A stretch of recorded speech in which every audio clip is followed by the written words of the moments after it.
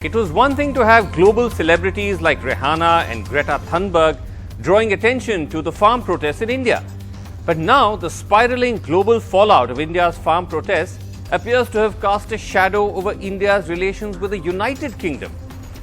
An unprecedented debate in UK Parliament on the Farm Bill protests, and it's angered India, prompting India to call the British High Commissioner here to express the government's displeasure. All very unusual, given Britain's status as a close ally and an important trading partner.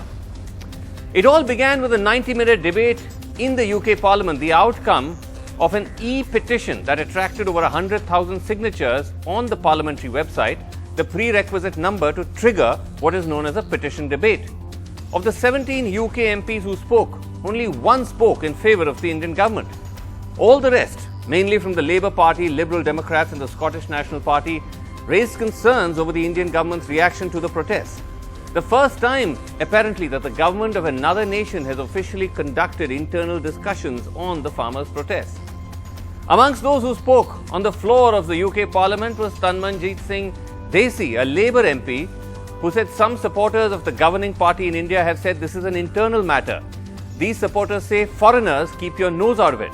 But he said human rights are universal. Protesters are being branded as separatists and terrorists. The UK government, he said, in their desperation to get a trade deal, are failing spectacularly to stand up for human rights. Another Labour MP, Virendra Sharma, said that I hope that the minister, referring perhaps to the British minister, offers British skills in the attempt to reach a compromise of both sides, bring the issue to a close.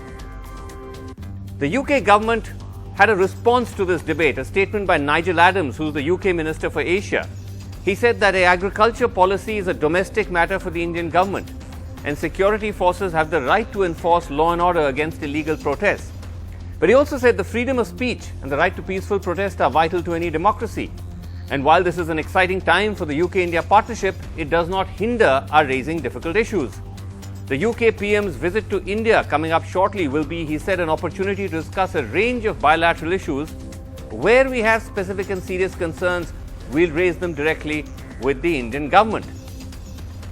The only MP who spoke in support of the Indian government was Theresa Villiers, a Conservative MP who said complaints about police officers are made here in the UK after mass protests, but that is not evidence that democratic values are under threat in this country, and nor is it in India.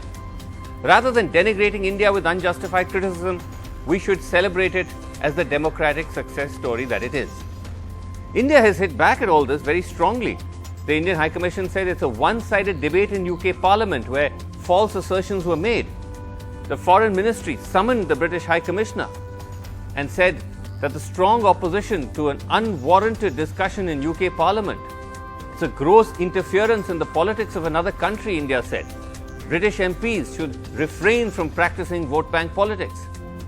Sources in the British High Commission told NDTV that the UK government does not have a say in organising or rejecting a petition debate.